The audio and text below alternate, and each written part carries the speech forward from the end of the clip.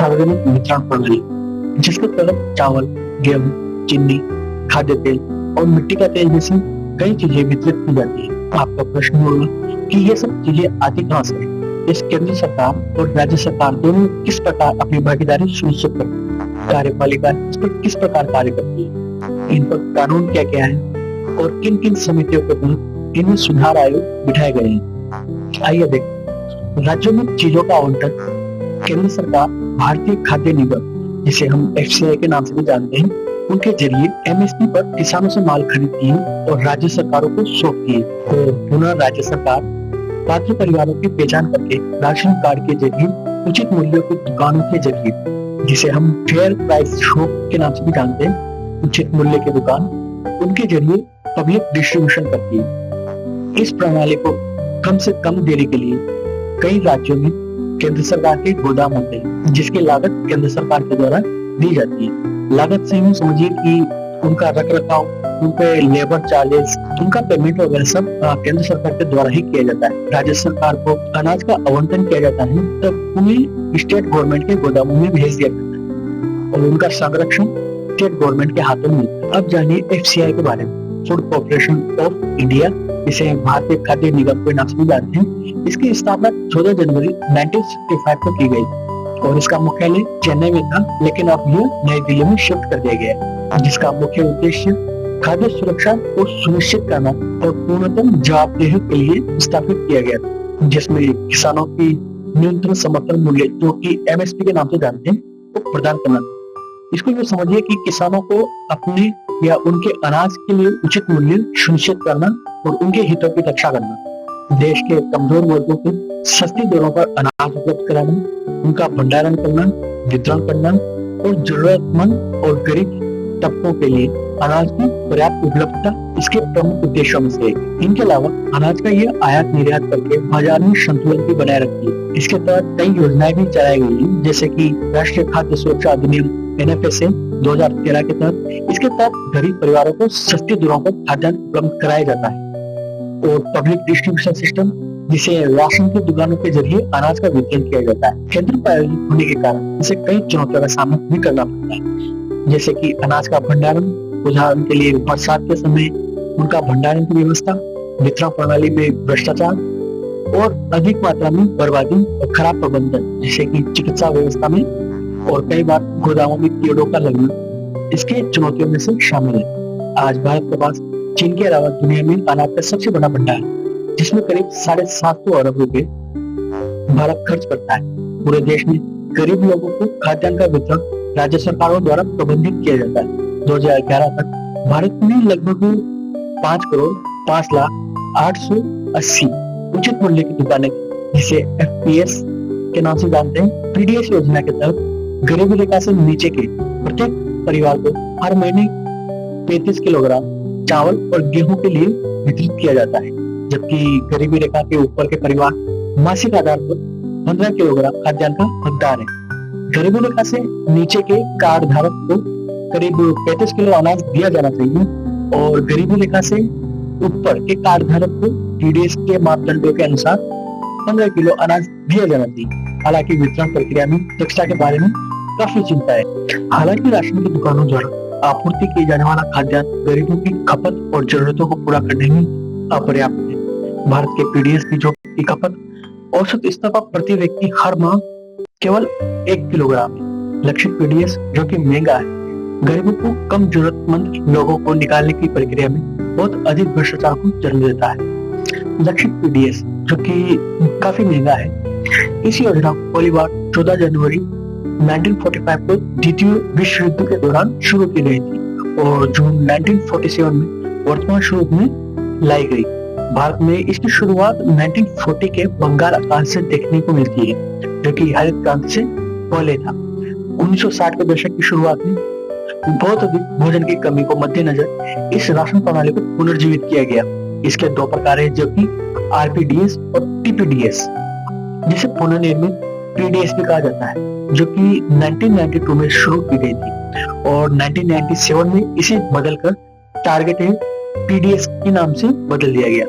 ये हर दौर में बदलते हुए कई संशोधनों का सामना करना पड़ा इसे, जैसे कि टारगेटेड पीडीएस जिसमें दुर्गम स्थानों पर बसे शेड्यूल ट्राइब्स के जो लोग हैं उनको टारगेटेड किया गया है इसमें। एफपीएस, जिसे उचित मूल्य की दुकान भी कहा जाता है, ये एक सार्वजनिक वितरण की दुकान है जिसे उचित मूल्य की दुकान के रूप में भी जाना जाता है।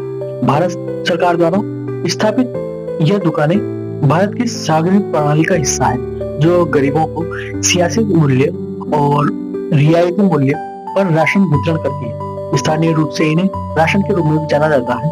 दुकानें और सार्वजनिक वितरण की दुकानें और मुख्य रूप से गेहूं, चावल कम कीमतों पर बेचा जाता है जिसे इशू प्राइस के नाम से जानते हैं। इशू प्राइस भी कहा जाता है।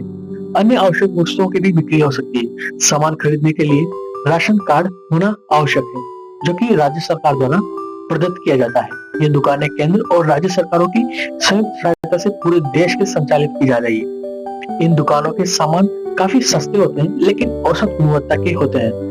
अधिकांश इलाकों, गांवों, कस्बों और शहरों में अब राशन की दुकानें मौजूद है। भारत में लगभग 5.5 लाख जो कि 0.55 मिलियन से अधिक दुकान है जो दुनिया के सबसे बड़ा वितरण नेटवर्क। गांधी जी का ध्यान आत्मनिर्भर और स्वदेशी अर्थव्यवस्था पर।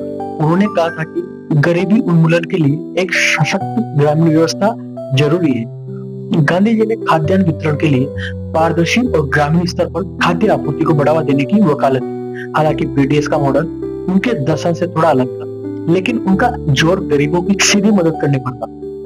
पंडित जवाहरलाल नेहरू ने खाद्य सुरक्षा और गरीबी उन्मूलन को अपनी प्राथमिकता माना। उनका मानना था कि विकासशील भारत में खाद्य वितरण प्रणाली को मजबूत होना जरूरी है। और 1947 में आजादी के बाद पीडीएस की शुरुआत आपूर्ति की स्थिरता बनाए रखने के लिए की गई थी। इसको दूसरे शब्दों में कहें कि महंगाई को नियंत्रित करने के लिए और अर्थव्यवस्था को संतुलित करने के लिए इसकी शुरुआत की गई थी। नेहरू के कार्यकाल में पीडीएस को शहरी क्षेत्रों और युद्धग्रस्त इलाकों तक ही सीमित रखा गया था। उन्होंने औद्योगिकरण और हरित क्रांति की नींव रखी जिससे खाद्यान्न उत्पादन में वृद्धि हुई। लाल बहादुर शास्त्री जी मानते थे कि भारत अपनी खाद्य सुरक्षा के लिए आत्मनिर्भर बनना आवश्यक है। हरित क्रांति की शुरुआत में उनका महत्वपूर्ण योगदान रहा। जय जवान जय किसान का नारा दिया और उन्होंने कृषि उत्पादन और खाद्य वितरण को बढ़ावा दिया। कृषि उत्पादन और खाद्य वितरण को बढ़ावा मिल सके, उन्होंने ग्रामीण क्षेत्रों में पीडीएस के विस्तार की बात की। इंदिरा गांधी ने गरीबी हटाओ अभियान के साथ 1970 के दशक में पीडीएस का विस्तार ग्रामीण और आदिवासी क्षेत्रों तक किया। राजीव गांधी जी का एक विवादित वाक्य जिसमें उन्होंने कहा था कि केंद्र से भेजे गए 1 रुपए में से केवल 15 पैसे ही गरीब तक पहुंचते हैं। उनका यह बयान पीडीएस में भ्रष्टाचार और लीकेज को उजागर करता है। उन्होंने पीडीएस में तकनीकी हस्तक्षेप की वकालत की थी। Doctor B R. अम्बेडकर, जिन्होंने खाद्य सुरक्षा और गरीबी की मदद के लिए नीतिगत रूपरेखा तैयार करने की वकालत की थी। श्रमिक वर्ग और वंचित समुदाय को पीडीएस के माध्यम से उन्हें लाभ पहुंचाने की पैरवी भी की। सी सुब्रमण्यम साहब, जिन्हें हरित क्रांति का जनक कहा जाता है, उनका कथन था कि खाद्य उत्पादन में वृद्धि के बिना पीडीएस प्रभावी नहीं हो सकता। इस योजना के तहत काफी कमियां, गड़बड़ी भी देखने को मिली, जिसमें कि गुणवत्ता में कमी, माल को स्वैप करना। स्वैप करने का अर्थ है कि अच्छे माल को घटिया माल में कन्वर्ट कर देना। जो सरकारी अनाज है उसे मार्केट में बेचना, जिसे कालाबाजारी के तौर पर हम देख सकते हैं। इसके अलावा कदाचार का बढ़ना और दुर्गम स्थानों पर व्यवस्थाओं का ना पहुंचना और छोटी छोटी कागजी प्रणालियों के लिए जैसे कि राशन कार्ड या फिर आइडेंटिटी में कमियों के लिए परेशान करना और कुछ खासा कमियां जो कि बड़े स्तर पर उभर कर आई, जैसे कि कोई निर्धारित मापदंड नहीं था कि कौन से परिवार को गरीबी रेखा से ऊपर है कि नीचे है, और यह अस्पष्ट पीडीएस प्रणाली के भ्रष्टाचार और नतीजों के व्यापक गुंजाइश देती है, क्योंकि कुछ लोग जो लाभ के लिए होते हैं वे सक्षम नहीं है। और इसकी कमियों में राशन कार्ड जैसे पहलुओं को भी शामिल किया गया। राशन कार्ड से संबंधित है कि जो राशन कार्ड प्राप्त नहीं कर सकते और वो लोग जो राशन कार्ड डबल या बिना नाम से या अधिकतम लाभ कमाने से डबल राशन कार्ड रखते हैं। अधिक से अधिक लाभ कमाने के लिए फर्जी राशन कार्ड, फर्जी दस्तावेज का निर्माण करते हैं। इन्हीं विषयों को ध्यान में रखते हुए कई समितियों का गठन किया गया। शांता कुमार समिति, अभिजीत सेन समिति, भादवा समिति, एनजी समिति, एनजी सक्सेना समिति, रंगराजन समिति, गोडबोले समिति।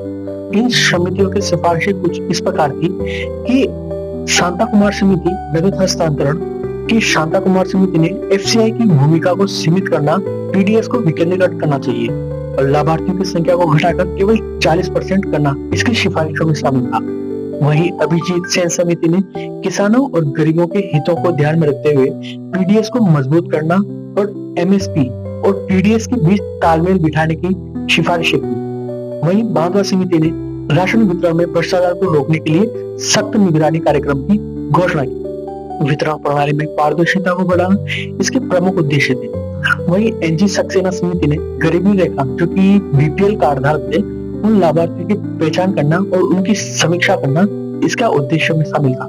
रंगराजन समिति ने पीडीएस को नगद सब्सिडी में लागू करना और खाद्यान्नों को वितरण में सुधार करना इसकी सिफारिशों में शामिल है। वहीं गोरगोले समिति ने वितरण प्रक्रिया में तकनीकी हस्तक्षेप, लाभार्थियों की पहचान बायोमेट्रिक आधारित प्रचार प्रणाली से किया जाना चाहिए।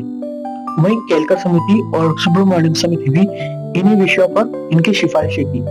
वहीं केलकर और सुब्रमण्यम समिति ने भी आधार कार्ड जो कि यूनिक आईडी के नाम से जानते हैं उसके आधार पर लाभार्थियों की पहचान करना, नगर अंतरण प्रणाली जिसे डीबीटी भी कहते हैं और ऑनलाइन निगरानी कार्यक्रम शिकायत निवारण प्रणाली की शुरुआत करने की पैरवी की। इन समितियों ने सार्वजनिक वितरण प्रणाली के सुधार के लिए और भी कई अन्य सुझाव दिए, जैसे कि भ्रष्टाचार का पता लगाने के लिए सतर्कता दस्ते को मजबूत किया जाना आवश्यक है और करदाताओं के लिए अतिरिक्त खर्च की व्यवस्था करना आवश्यक है और विभागों में जो कार्मिक अधिकारी है, प्रभारी है, उसका स्थानीय स्तर पर चुना जाना आवश्यक है और कार्मिक अधिकारियों के लिए उनका मार्जिन बढ़ाया जाना आवश्यक है, जिससे कार्यालयों की दक्षता में कई गुना इजाफा देखने को मिलेगा। और इनके अलावा फर्जी और डुप्लीकेट कार्ड धारकों पर उचित कार्यवाही होना आवश्यक है। नागरिक आपूर्ति निगम को ग्रामीण क्षेत्रों में अधिक से अधिक उचित मूल्य की दुकानें खोलनी आवश्यक है। उचित मूल्य डीलर कभी कभार इन दुकानों के सामने ब्लॉक वार्डों में उपलब्ध दर चार्ट और मात्रा प्रदर्शित करते हैं, अर्थात जो अनाज और अनाज के अलावा अन्य सामान है, राशन का सामान है, उन सब की रेट क्रमशः दुकान पर लिखित रूप में होनी चाहिए। और इसी विषय में कुछ सामाजिक कार्यकर्ताओं ने यह भी सुझाव दिया कि दाल में अधिक प्रोटीन के स्रोत होते हैं, इसलिए चावल, गेहूं के अलावा अरहर या तूर की दाल जैसी दालों को पीडीएस प्रणाली में शामिल किया जाना चाहिए। गरीबी रेखा का निर्धारण एक आर्थिक सीमा के रूप में किया जाता है, जिसके तहत उन लोगों को वर्गीकृत किया जाता है जो न्यूनतम आय या उपभोग आवश्यकताओं को पूरा नहीं कर पाते। भारत में गरीबी रेखा एक निर्धारण विभिन्न समयों पर अलग अलग मानकों की समितियों द्वारा किया गया था, जिसका आधार आय और उपभोग के आधार पर और कैलोरी मानकों के आधार पर किया जाता है। कैलोरी मानकों में जैसे ग्रामीण क्षेत्रों में प्रतिदिन 2400 कैलोरी और शहरी क्षेत्रों में 2100 कैलोरी की आवश्यकता के आधार पर गरीबी रेखा तय की गई। यह मुख्य रूप से भोजन, शिक्षा और स्वास्थ्य की लागत पर आधारित होती है और आय और उपभोग के स्तरों में गरीबी रेखा का निर्धारण आय और उपभोग के आधार पर किया जाता है। इसे इस प्रकार परिभाषित किया जाता है कि कोई व्यक्ति न्यूनतम आवश्यकताओं जैसे कि खाद्य, वस्त्र, आवास, शिक्षा, स्वास्थ्य को पूरा कर सके। ऐसा नहीं है कि इस आधार पर समितियों का गठन नहीं किया गया। समितियां और आयोग का गठन किया गया है, जिनमें से एक है लक्ष्मीचंद समिति जो कि 1952 में गठित की गई थी। गरीबी का आकलन पहली बार किया गया था, इसके आधार पर इसे आर्थिक नियोजन के ध्यान में रखा गया था। दूसरी समिति है वाई के अलग समिति, जिसे 1979 में गठित किया गया था, जिसका आधार गरीबी रेखा का निर्धारण ग्रामीण और शहरी क्षेत्रों के लिए अलग अलग किया जाना चाहिए। कैलोरी की आवश्यकता के आधार पर गरीबी रेखा तय की गई थी। तीसरी समिति है डीटी लक्ष्मण समिति, जो कि 1993 में गठित की गई थी। गरीबी के मापन के लिए आय और उपभोग स्तर पर उपयोग किया जाना और गरीबी रेखा को कैलोरी उपभोग के साथ जोड़ा गया। चौथी समिति है एस.आर. हाशिम समिति, जो कि 1997 में गठित की गई थी। इस समिति ने गरीबी रेखा निर्धारण में गैर आर्थिक कारकों जैसे कि शिक्षा, स्वास्थ्य को भी शामिल किया था। बीपीएल परिवारों की पहचान के लिए सूचकांक का सुझाव भी इसी समिति ने दिया। इसके अलावा तेंदुलकर समिति, जिसका गठन 2009 में गठित की गई, जिसका आधार गरीबी का आकलन केवल उपभोग व्यय जैसे कि खाद्यान्न, स्वास्थ्य, शिक्षा पर किया गया था। इस समिति ने शहरी और ग्रामीण क्षेत्रों के लिए एक समान गरीबी रेखा का सुझाव दिया था। तेंदुलकर समिति की रिपोर्ट के अनुसार ग्रामीण क्षेत्रों में ₹27 प्रतिदिन और शहरी क्षेत्रों में ₹33 प्रतिदिन सीमा रखी गई थी। सी रंगराजन समिति, जिसका आधार 2022 में छठी है सी रंगराजन समिति, जिसको 2012 में गठित किया गया था। गरीबी का मापन बढ़ी हुई उपभोग आवश्यकताओं और खर्च पर किया गया। कैलोरी, प्रोटीन और फैट की न्यूनतम आवश्यकताओं के आधार पर बनाया गया। रिपोर्ट के अनुसार गरीबी रेखा ग्रामीण क्षेत्रों में ₹32 प्रतिदिन और शहरी क्षेत्रों में ₹47 प्रतिदिन आंकी गई। सक्सेना समिति का गठन 2009 में किया गया, जिसका आधार गरीबी रेखा के नीचे के परिवारों की पहचान के लिए मापदंड तैयार किए गए। समिति ने कहा कि सरकार द्वारा दी गई जो बीपीएल सूची है उसमें काफी त्रुटियां हैं। उसके बाद नीति आयोग द्वारा 2015 के बाद, जो कि योजना आयोग से कन्वर्ट होकर नीति आयोग 2015 में गठित हुआ, अर्थात 1 जनवरी 2015 में नीति आयोग नाम से स्पष्ट हुआ। उसने अपनी रिपोर्ट में कहा कि गरीबी को बहुआयामी दृष्टिकोण से मापा जाने लगा, जैसे कि शिक्षा, स्वास्थ्य, जीवन स्तर से। सार्वजनिक वितरण प्रणाली, जिसको पीडीएस के नाम से भी जानते हैं, इस पर कई अधिनियम और योजनाएं भी गठित की गई, जैसे कि राष्ट्रीय खाद्य सुरक्षा अधिनियम NFSA 2013, जिसका लक्ष्य गरीबी और जरूरतमंद परिवारों को सस्ती दर पर अनाज उपलब्ध कराना।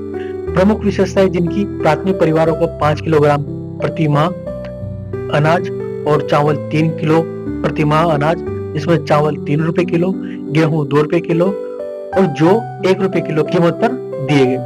अंत्योदय अन्न योजना के तहत 35 किलोग्राम प्रति परिवार प्रति माह अनाज दिया गया। अंत्योदय अन्न योजना, जिसकी शुरुआत 2000 में हुई थी। इसके अलावा लक्षित सार्वजनिक वितरण प्रणाली, जिसे TPDS के नाम से जानते हैं, इसकी शुरुआत 1997 में गठित की गई थी, जिसका वर्गीकरण गरीबी रेखा के नीचे BPL और गरीबी रेखा के ऊपर APL परिवारों के लिए अलग अलग दरें सेट की गई। मध्याह्न भोजन योजना, जिसे मिड डे मील के नाम से जानते हैं, जिसका लक्ष्य सरकारी और सहायता प्राप्त स्कूलों में बच्चों को पोषण युक्त भोजन प्रदान करना था और जिसका संबंध खाद्यान्न PDS के माध्यम से उपलब्ध कराना था। इसके अलावा अन्नपूर्णा योजना, जिसकी शुरुआत सन 2000 में की गई और इसका लक्ष्य 65 वर्ष से अधिक उम्र के उन गरीब वृद्धों को 10 किलोग्राम अनाज मुफ्त में उपलब्ध कराना, जो पेंशन योजनाओं का लाभ नहीं उठा पा रहे। इसके अलावा एक राष्ट्र एक राशन कार्ड योजना, एकीकृत बाल विकास योजना, जिसे ICDS के नाम से जानते हैं, गरीब कल्याण अन्न योजना, जिसकी शुरुआत सन 2020 में कोविड महामारी के दौरान की गई थी। इसके अलावा राष्ट्रीय ग्रामीण रोजगार गारंटी योजना, नरेगा जिसे कहते हैं, और PDS का समन्वय किया गया, जिसमें रोजगार सुनिश्चित करने के साथ साथ खाद्य सुरक्षा प्रदान करना भी इसका प्रमुख जिम्मेदारी थी। मजदूरी के साथ अनाज भी वितरण किया जाता था। महात्मा गांधी राष्ट्रीय ग्रामीण रोजगार योजना, जिसे मनरेगा के नाम से जानते हैं, संबंध PDM के माध्यम से गरीबों को खाद्यान्न सुनिश्चित करना था। और कोविड महामारी के समय भी कई योजनाएं चलाई गई, जिनमें प्रधानमंत्री गरीब कल्याण अन्न योजना और एक राष्ट्र एक राशन कार्ड योजना, डिजिटल और तकनीकी सुधार भी इसमें किए गए थे, जिसके तहत ई-पास और मशीनों का उपयोग किया गया। पोर्टेबिलिटी का और डेटा इंटीग्रेशन के आधार पर राशन कार्ड के लिंक में करके फर्जीवाड़े और लाभार्थियों को हटाने की प्रक्रिया काफी तेजी से देखी गई थी। ग्रामीण और शहरी क्षेत्रों में पहुंच का विस्तार हो सका।